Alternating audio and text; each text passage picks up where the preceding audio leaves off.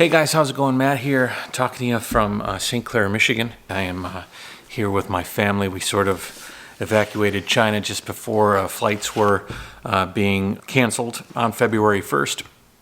And after a sort of a self-quarantine, we have left Chicago and came to Michigan, and now we're just sweating out time here before we get the sort of all clear to go back to China.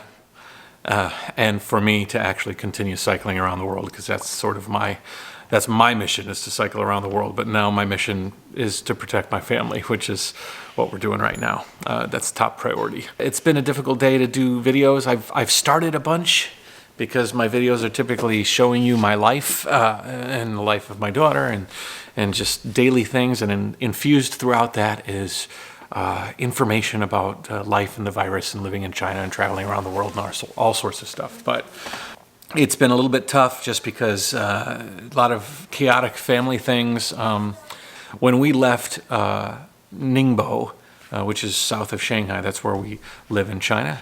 When we left Ningbo, we also left Annie's ailing grandma, and she was 94 years old and had clung to life for quite a long time. Turns out that she finally loosened her grip and let herself go. Not virus related. She went in a comfortable way. But I knew Grandma. As a matter of fact, if you're interested, I'll leave a link here for a video that's sort of about Grandma and I think her birthday. Man, I met her when she didn't have all her faculties. And of course, we probably couldn't have communicated very well if she did. But she could have told some interesting stories. She must have seen China evolve from something I can't even imagine, 90 years ago in China, Anyways, she left this world, departed this world as China is going through another weird thing, huh? This whole COVID-19, or as in the last video I made, you didn't hear me say it, but I said COVID-19, the COVID-19 virus. For some reason, the way that my mind works is if I say something the first time, it's like soldered in there, and it's impossible to dislodge it. Took the V and I replaced it with the You can't tell, actually. If you listen to the last video, you'll be able to see it. So sort of drawing this personal thing of Annie's grandma with this topic, which is the COVID-19 virus. Typically in China, it's quite a family gathering affair, the death. It's a time to celebrate the memory and bring family together and reestablish family ties, and death is celebrated and mourned in a very unique way in China. And it is sort of a celebration of the life, right? Because she's very old. Yeah. Yeah. Memory. Celebrate the memory. Normally you'd have all these family to get together, but because of the virus, there was only 20 people allowed to visit. She was cremated just now, actually, just a few hours ago, this morning in China. It's so fleeting, the mourning process in China is a long period of time. Annie's been emotional the last few days, or last 30 some hours, as she kind of learned about this whole thing. And ordinarily, in any other circumstance, you'd fly right back to China and you'd be part of the process and this whole thing. But this whole virus has sort of thrown everything up, and cultural things and societal things are sort of changed in order to adapt to this new situation. We'll remember Grandma. I did a bunch of videos the last few days. I started and then I just stopped because it just didn't, either something came up and things got crazy and it just never ended up working out. But there have been some things I wanted to talk to you about with regards to what's going on in Ningbo, because I have a friend of mine that's reporting to me about what's going on in Ningbo. Ningbo is actually sort of leveling off. There haven't been any new reported cases there. The city is trying to go back to normal. In doing so, they're trying to do it a really smart way, where they are they're like categorizing people via the app on their phone. If you have an iPhone, you have WeChat, Or if you don't even have WeChat, you can get a card. Yeah, this is what the card looks like. That's what the card looks like. This application procedure for Ningbo Health Code. Basically, they give each person a code. That code is a QR code. And so this QR code links you to the entirety of Ningbo's infrastructure with regards to government and monitoring, which is, it's interesting. It's probably walking a very thin line, but in this case, it's actually important and probably doing a very good service. So you fill out an application here, name, ID, passport, mobile number. Are you currently in Ningbo? Yes. Have you left Ningbo in the last 14 days? Are you in quarantine? Have you been in close contact with any confirmed cases in the last 14 days? Are there any confirmed cases or close contacts in the building that you're in? Is there anything abnormal with your current health? For the purpose of epidemic prevention control, I agree to submit the following information. You got to hit yes. The above information is filled out by me. Yes. And then you hit enter, and then you get a health code, basically your app, which is WeChat, which is like Facebook chat in America or anywhere else, like WhatsApp or something. But in China, they use WeChat. And WeChat also manages your payments. You can call taxis from it. You can order groceries from it. You can chat with your friends. You can send money. You can do all sorts of stuff with WeChat in China. It's quite buried into your life, and in this way it'll be buried even more. So basically what you get is you get a health code and you get a barcode. And based on the questions that you answered, if you answered the fact that you haven't been in front of anybody with COVID-19 or anything like that, your code is green. The green code shall be persons other than red code and yellow code. According to the decision from the Ningbo Leading Group for Epidemic Prevention and Control, people who have a green code are allowed to pass through the city after their temperature is taken.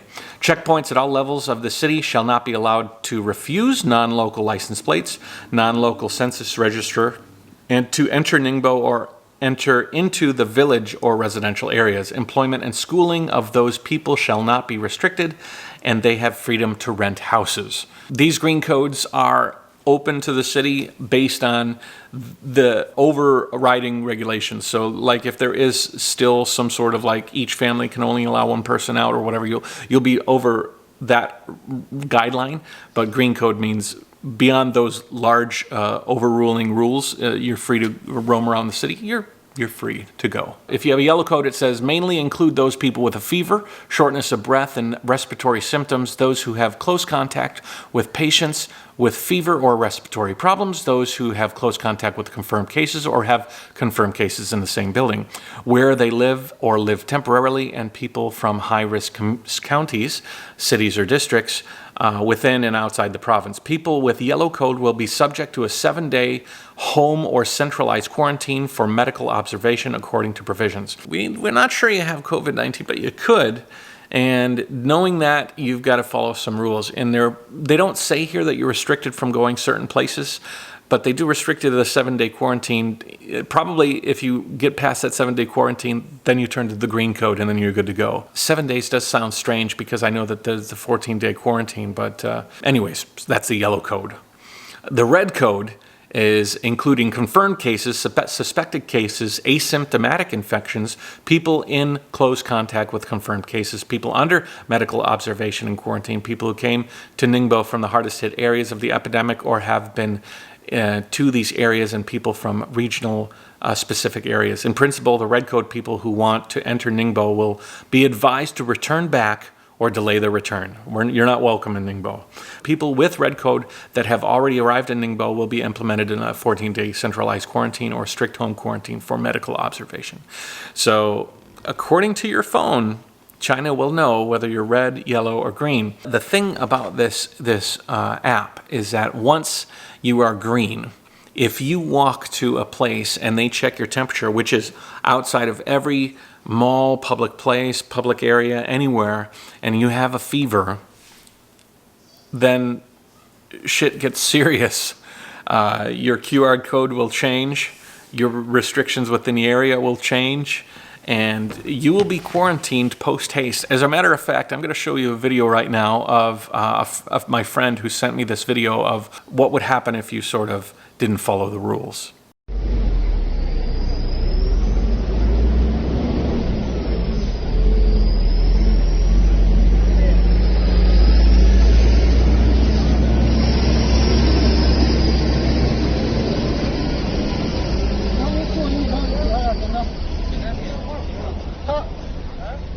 切完以上部分后装它。哦。同志，这里相当于请赶紧防疫防疫管部队，请你熄火，配合检查。请你配合检查，不要熄火，不要检查。好。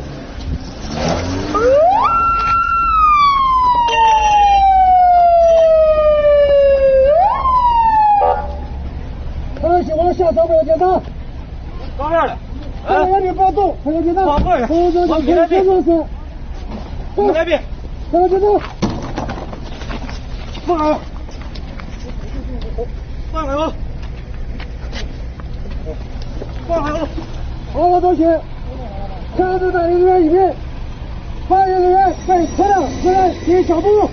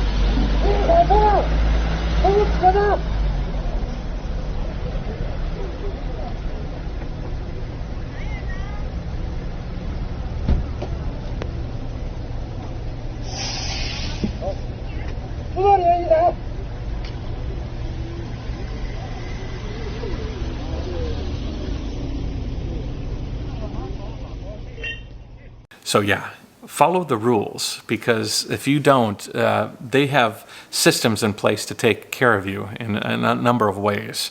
So the other interesting thing that my friend told me is that there's a map on this, that if you open the map, you can see all of the people. You don't see the actual people, but you see certain cases. If there's somebody with COVID-19, it will tell you and pinpoint that person. As a matter of fact, my friend opened up the app and he said, there's somebody with COVID-19, a red QR code, 218 meters away from me in that direction. And he says it was pretty freaky to know that there was somebody that could infect me in that area. So it's crazy.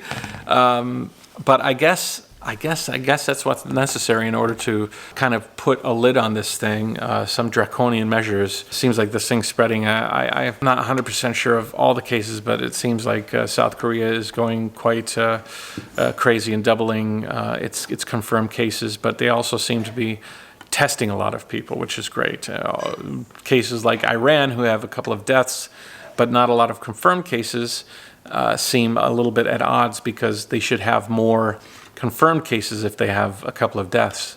And so there's a lot of questions as to what's going on, and not a lot of answers in a lot of places. So that's about it. I just didn't want to leave you guys hanging. I know if you were asking about what was going on. My friend also sent me a bunch of videos of Ningbo. It's quite normal. He rode around town and there was a lot of cars riding around, and it seemed like things were sort of back to normal. What does that mean? I don't know. It is what it is right now. Huh? You said back to work now means you can party, you can visit people. Yeah. You have to Back to work does not mean that it's 100% open. It's just we have to back to make money. Yeah. What if this virus will stay with us forever? Well, I read an article that said that if they wanted to do a vaccine for it or a treatment, it's going to take a couple of years, so that's a long time to wait for some sort of like treatment. So might have to live with this for quite some time. That's why if we cannot stay until it's come, so we have to back to work. Back normal, just, I don't know. Yeah. There's a lot of news that's coming out, and I really just wanted this video to be sort of a little update about what's going on. I have a lot of content actually the last couple of days, but it's all kind of cut off halfway. And if you could see, my eyes are red today. I did a lot of driving today. I drove for like 5 hours. We had to swap the car out and get a smaller car because we had this big car from Chicago, and My mom wants a new car or a new used car, and we're trying to find that. Just a lot of things running around. I was starting to videotape it, and then it was just like spinning too many plates on too many fingers, and I was just like, psh, dropped all the plates. And so here I am talking to you. Yeah, we're still at the house. Everything is good. Eva is being a little stinker dinker do. Oh, and I got a lot of grief for this fish tank.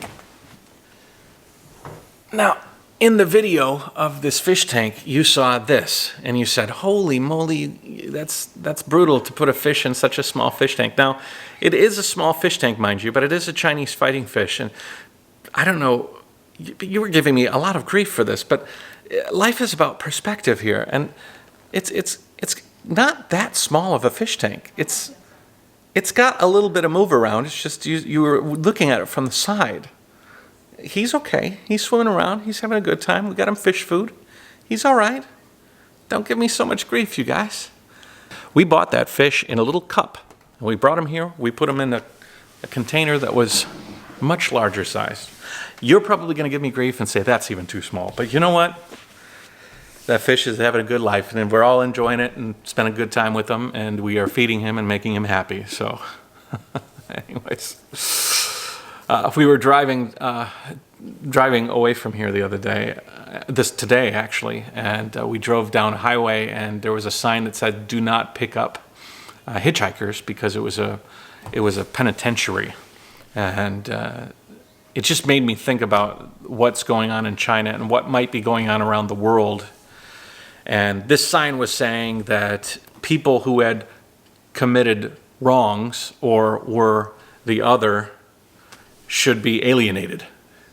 And it just made me wonder how America and how China is dealing with this, and you know, the infected. That sign could have easily been reworded to say, stay away from infected. They are the other. And it's quite sad, you know. Yeah, let's hope that we can put a wrap on this thing before it gets too bad, because I could see this thing extend out to a truly atrocious end, or atrocious point where people are really treating each other badly. I've heard a lot of anti-Asian sentiments and things like this, and yeah, well, we haven't been exposed to it, so that's fine. Although we haven't been really social too much, but anyways, tomorrow I think we're gonna take the kids out to a zoo or something. Maybe I'll take you guys along with us. I need a good night's sleep. I'm gonna edit this and get it up real quick so that you guys can see it. Jayoe, everybody, take it easy, and I'll catch you on the next one. Bye bye. Oh, and I think I got some things wrong in the SARS episode.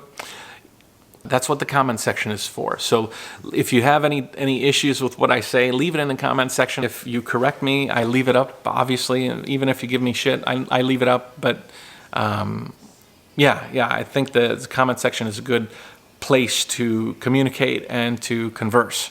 So yeah. Share this video if you'd like, and comment and like and subscribe and all that jazz, you know. So anyways, take it easy. We'll catch you later.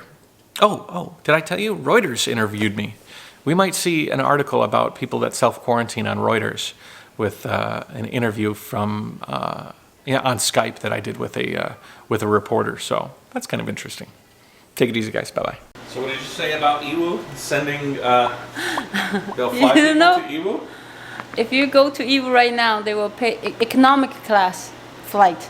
Government will pay you all the tickets. Chinese government or Iwu government? EU government. If you go before March 10th, they pay you half. So I think I should return your business class, cancel it, and you fly to EU free. Hey, fly into the virus for free. What a deal. Come, do business in China. We'll buy you a ticket for free. No catch. Unless you catch something while you're here. That's the catch. Eva is giving me a chocolate pudding lipstick. I go to supermarket, and most of the time stay at home. All right, give me a kiss. Tasty kiss. Is that a tasty kiss? Mm-hmm. Chocolate kiss. Very big scoop. Oh, get it. So good. So good. Now you can kiss your camera. I can kiss my camera?